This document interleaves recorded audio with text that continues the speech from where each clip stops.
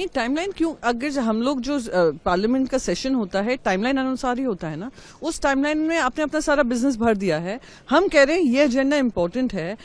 जिस तरीके से एसआईआर किया जा रहा है उसमें बीएलओज को इतना हेवी टारगेट दिए जा रहे हैं कि स्ट्रेस के मारे उनकी जान जा रही है, तो क्यों नहीं वो आज का चर्चा का विषय होना चाहिए। आज ही अखबार में आया है कैसे इलेक्शन कमीशन ने भी कहा था, इलेक्शन कमिश्नर ने अपनी आपत्ति की थी नोट में, तो क्यों इस पर चर्चा नहीं होनी चाहिए? जो देश को प्रभाव करता है, असेंबलीज में प्रभाव डालता है, पार्लियामेंट में प्रभाव डालता है इलेक्शन कमीशन का रोल, और इलेक्ट्रल रिफॉर्म्स अगर होने चाहिए तो, पर इनको नहीं करना है क्योंकि ये जानते हैं चोर की दाढ़ी में तिनका है।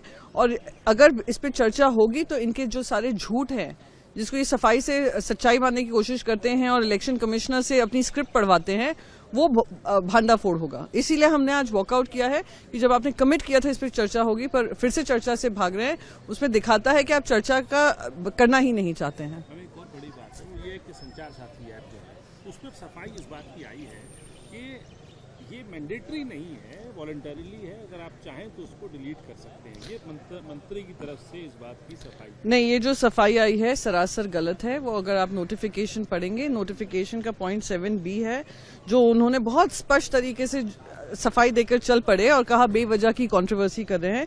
इसमें लिखा है कि ensure that the app is readily visible and accessible to the end users at the time of first use or device setup, and that its functionalities are not disabled or restricted।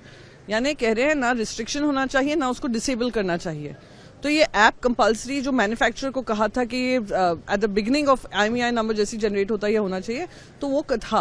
अब आकर वो स्पष्टीकरण दे रहे हैं कि नहीं वो delete किया जा सकता है, चाहिए तो करिए, नहीं चाहिए तो मत करिए। हम कंट्रोवर्सी क्यों खड़ी करते अगर ये सारा क्लैरिटी होती? तो ये सफाई देने का काम और दूसरों को कहना बेवजह बेतुकी बातें, तो थोड़ा मंत्री जी नोटिफिकेशन जारी होने से पहले थोड़ा खुद पे और अपने खुद के नोटिफिकेशन पे ध्यान दें। लेकिन मैम ये भी बात है कि आईफोन में क्या दिया कि वो इसको रेजिस्ट करेंगे, वो इस चीज को रेजिस्ट करेंगे साफ तौर पे जो है। और मैं तो कहती हूँ इस पूरे नोटिफिकेशन को वापस लेना चाहिए। अगर जो आज मिनिस्टर ने कहा है उसमें सच्चाई है तो एक फ्रेश नोटिफिकेशन जारी करिए, देश की जनता से माफी मांगिए।